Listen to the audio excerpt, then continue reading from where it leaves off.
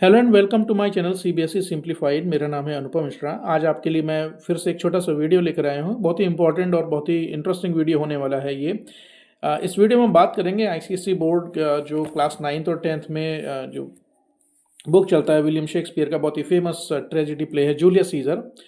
और जो Julius Caesar का क्लास 9 का पार्ट है एक्ट 1 और एक्ट 2, उस पर ऑलरेडी मैं एक पार्ट का एक वीडियो बना चुका हूँ। तो उसी सीरीज़ में दूसरा वीडियो है।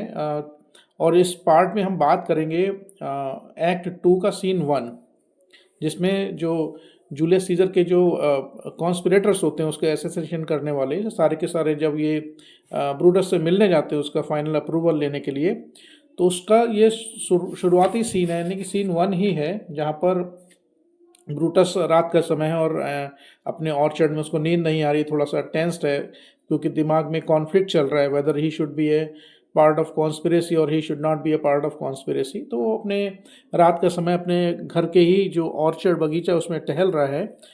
तो अपने सर्वेंट ल्यूशियस को बोलता, जाओ भाई मेरे रूम में जाकर एक कैंडल जला दो, मुझे थोड़ा सा काम है।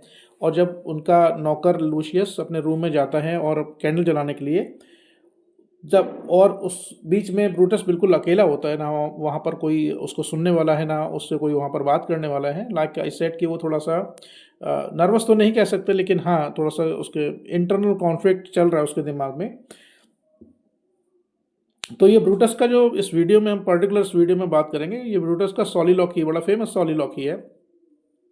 आपकी जानकारी के लिए बता देता हूँ सॉलिलॉक्वी क्या होता है। सॉलिलॉक्वी को हिंदी में बोलते हैं एकांत चिंतन, यानी कि when someone is talking to himself loudly just to express his thought and his opinion on certain thing and nobody is there to listen। या कोई व्यक्ति अपने आप से ही बात कर रहा हो सिर्फ अपने विचारों को प्रकट करने के लिए, तो उसका लिए इंग्लिश में एक टर्म होता है जिसको बोलते हैं सॉलिलॉक्वी। SOLILOQUY। इसमें ई जो है वो गलत है, सॉलिलॉक्वी इसका स्पेलिंग है। तो ये बात किस बारे में कर रहा है? बात देखिए इस बारे में कर रहा है कि वो उसके दिमाग में अभी भी कॉन्फ्लिक्ट चल रहा है whether Julius Caesar should be murdered और he should not be murdered, और वो उस चीज़ का पार्ट होना चाहिए। और उसका फिर जस्टिफिकेशन क्या है, what is the justification in behind assassinating Julius Caesar and what is the real cause, उसको एक्सप्लेन करने के लिए वो अपने मन की बात बता रहा है। तो मैं उसका लाइन बाय लाइन आपको एक्सप्लेन कर देता हूँ। वो बोल रहा है कि it must be by his death and for my part I have no personal cause to spurn at him. कह रहा है कि it is now very evident, it is now very obvious that Caesar has to die. There is no other option but Caesar has to bleed for the cause. He has to be murdered. He has to be eliminated from the political system because, in the opinion of Brutus, Julius Caesar had become very ambitious, and everyone feared that one day Julius Caesar will declare himself as the king of Rome, and that will be the end of democracy. So it is evident now that Brutus has to be eliminated. He has to die. He has to sacrifice his life. And by doing so, Brutus believed that once Caesar is dead, all the Romans will be free। एक बार scissor को हम रास्ते से हटा देंगे तो सारे के सारे रोमन्स जितने भी कॉमन मैन हैं वो सब फ्री हो जाएंगे। एंड फॉर माई पार्ट, जब तक जहाँ तक मेरी बात है, I have no personal cause to spurn at, मुझे उससे नफरत करने का कोई पर्सनल रीजन नहीं है। That means whatever we are going to do is it not because I personally hate Julius Caesar or I have some kind of hatred or jealousy against Julius Caesar, but what we are going to do, what we are going to perform is an act wherein we are just trying to get rid of him, and it will be for the general public of Rome। जो भी हम करने जा रहे हैं वो रोम के लोगों की, जनता की भलाई के लिए कर रहे हैं। He would be crowned, and how that might change his nature if he Brutus had this kind of fear in his mind that if Julius Caesar becomes the king of the country, it might change his nature, because already Julius Caesar was very ambitious person, and everyone has this kind of apprehension or fear, या मन में डर था कि अगर वो king एक बार बन गया तो he will become the king of Rome for the lifetime, and this will change his nature entirely, and he will become an absolute ruler। तो सभी को इस बात का डर था। And here is the question, यही सबसे बड़ा अभी का सवाल है। अब आगे क्या बोलता है, it is the bright day that brings four the adder that craves very walking. Adder होता है स्नेक, क्रेव्स का मतलब होता है वेरी का मतलब होता है वॉकिंग, क्रेव्स का मतलब है रिक्वायर। देखिए ये कह रहा है कि वो कि जो सांप और उस जैसे पॉइजनस जो एनिमल होते हैं बड़े ही डेंजरस एनिमल होते हैं और उनसे बड़ा हमें सावधान रहने की ज़रूरत है। रात के समय तो ये अपने बिलों में या जहाँ पर भी रहते हैं छुप कर रहते हैं, लेकिन जब ये दिन का जो ब्राइट सनलाइट होती है यानी कि जब दिन का समय होता है तब ये अपने बिलों से अपने घरों से बाहर निकलते हैं, अपने रास्तों से बाहर निकलते हैं और ऐसे समय पर हमें बड़ा इनसे सावधान रहने की ज़रूरत पड़ सकती है। तो it is actually the sunshine that attracts the snake out of his hole which is its hiding place. So one requires to walk very very carefully. And to speak truth of Caesar, जहाँ तक scissor की बात है और मैं अगर सच बोलूँ, I have not known when his affections swayed more than his reason, because उसको लगता था कि जो जूलियस सीजर है वो is not a kind of an emotional person, but he's got a very logical and very reasonable mind. So वो बोल रहा है यहाँ पर कि मैंने आज तक कभी उसको ऐसा नहीं देखा that his feelings are swayed just by emotions. To me he is a very very intelligent person, he use his brain and he has a logic behind each and everything. तो कहने की बात कोशिश वो ये कर रहा है कि वो सीजर इतना एम्बिशियस तो है लेकिन वो इमोशनल बिल्कुल, मैंने उसको इमोशनल कभी होते इस तरह से नहीं देखा। अब जो ये लाइन है आगे बड़े इंपॉर्टेंट लाइन है, देखिए क्या बोल रहा है।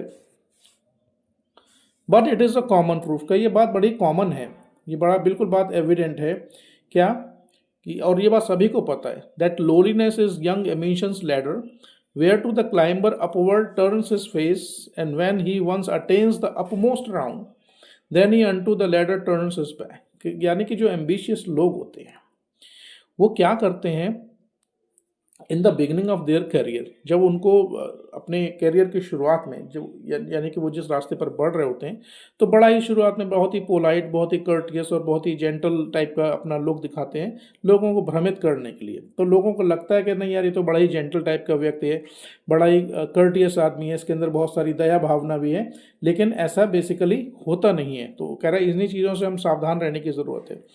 और बेसिकली वो करते क्या है, जब वो अपने लक्ष्य की तरफ आगे बढ़ते हैं और उनका लक्ष्य क्या होता है, एम्बिशियस लोगों का लक्ष्य हमेशा बहुत ऊंचा और बहुत ऊपर होता है। तो कहते हैं जिन सीढ़ियों का इस्तेमाल करते हुए वो ऊपर की तरफ जाते हैं तो सबसे पहला काम वो करते हैं कि उनका जो एम होता है वो हमेशा ऊपर की तरफ देखते हैं, क्लाउड्स की तरफ देखते हैं। और जब वो अपमोस्ट राउंड यानी कि सब हाईएस्ट पॉइंट पर पहुंच जाते हैं, यानी कि अपने कैरियर के हाईएस्ट पॉइंट पर जहां उनका लक्ष्य होता है पहुंचने का, जब वो वहां पर पहुंच जाते हैं, he then unto the ladder turns his back, तो वो उन्हीं सीढ़ियों को लात मारकर गिरा देते हैं। And looks in the clouds and scorning the base degrees, वो हमेशा ऊपर की तरफ आसमान में बादलों की तरफ देखते हैं और उसी सीढ़ी को जिस पर ये चढ़कर अभी ऊपर आए थे, यानी कि जिन चीज़ों को यूज़ करते करते they have reached the highest point in their career because of their high ambition, when they reach the highest point or the highest step, they actually kick the same ladder which they have used to climb in their career. So Caesar may then, lest he may prevent. So therefore I believe that Caesar has become very ambitious, and because of his ambition one day he will declare himself as the king of Rome. So what we are supposed to do, is we have to prevent him. अगर ऐसा हो गया, if it happens, it has become very evident now, it is the need of the hour that Caesar must be prevented, and the only way of preventing him is to kill him or is just to murder him.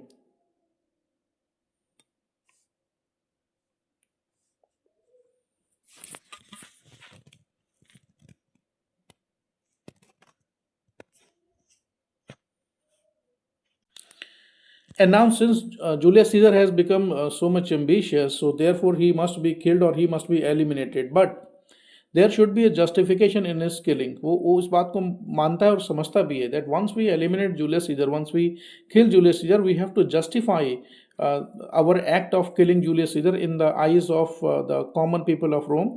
Because if they ask for an explanation, we would be we should be in a position wherein we will be able to justify that we killed Julius Caesar only because we feared that one day if he becomes the king of Rome, it will be the end of democracy. So actually, in Brutus's opinion, he just wanted to reinstate the form of democracy in the country of Rome, लेकिन ऐसी बात थी नहीं। देखिए, democracy तो वहाँ पर already थी, और जो डिक्टेटर का जो पद होता था उन दिनों, डिक्टेटर की जो पोस्ट होती थी, वो एक लीगली अपॉइंटेड व्यक्ति होता था। डिक्टेटर, जैसा कि हमारा एक बिलीव है, यानी कि जो एक परसेप्शन है डिक्टेटर के प्रति, कि डिक्टेटर एक तरीके का तानाशाह होता है। कोई भी व्यक्ति जो पॉलिटिकली और मिलिट्री पावर जिसके पास बहुत ज़्यादा हो जाती है, या पैसे की पावर बहुत ज़्यादा हो जाती है, वो अपने आप को कई बार डिक्टेटर डिक्लेयर कर देता है और किसी भी राज्य का सर्वे सर्वा बन जाता है, ऑल इन ऑल बन जाता है। लेकिन रोम के एम्पायर में ये बेसिकली ये बात थी कि जो डिक्टेटर होते थे वो लीगली अपॉइंटेड इलेक्शन प्रोसेस के थ्रू चुनकर आते थे। तो उनको लगता था अगर ये अब किंग बन गया तो फिर लोगों के लिए बहुत बुरा होगा। तो therefore it is there is a lot of justification in killing Julius Caesar. Fashion it thus, कह रहा है इस बात को इस तरह से आप समझिए, या मैं चलो इस बात को इस तरह से एक्सप्लेन करने की कोशिश करता हूँ, that what he is augmented would run to these and these extremities. If his power is increased, it will definitely change his character.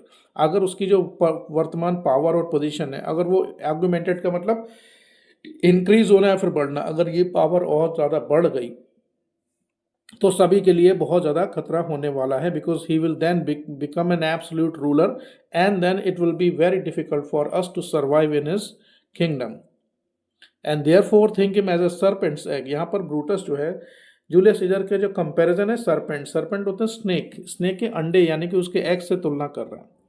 Which hatched would as his kind grow mischievous and kill him in the shell. देखो, एक जैसे एक सांप it's a very dangerous animal, whether the snake is poisonous और it is not poisonous, we all fear it and everyone thinks कि अगर snake हमें काट लेगा तो हमारी उससे मृत्यु हो सकती है, तो उससे बचने की ज़रूरत है।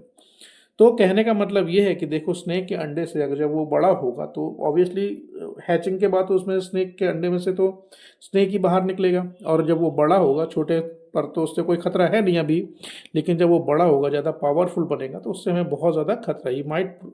It might prove very very dangerous for us, therefore we have to stop it. If it becomes more powerful, then it will be a kind of a danger for us. So therefore it is very evident now, it has become mandatory or it has become very necessary that we should kill this snake in its egg. जब ये सांप का बच्चा अभी अंडे के अंदर है तभी इसको मार देना चाहिए। कहने का मतलब ये है, before Julius Caesar becomes an absolute ruler, it is now evident, it has become mandatory and it is the need of the hour that Julius Caesar must be killed right at the moment. तो ये Brutus का सॉलिलॉक्वी, और उसके बाद फिर Lucius वापस आ जाता है थोड़ी देर में और कहता है, सर मैं जब आपके रूम में गया था, टैपर यानी कि कैंडल जलाने के लिए आपने बोला था, तो मुझे वहाँ ये लेटर मिला है, और ये इस तरह से ये एक्ट 2 का सीन 1 आगे कंटिन्यू होता है। तो ये वीडियो का एक्सप्लेनेशन आपको कैसा लगा, इसके बारे में आपका कोई सजेशन है तो मुझे ज़रूर बताएं। चैनल से जुड़िए, चैनल को सब्सक्राइब कीजिए। आपका बहुत बहुत धन्यवाद।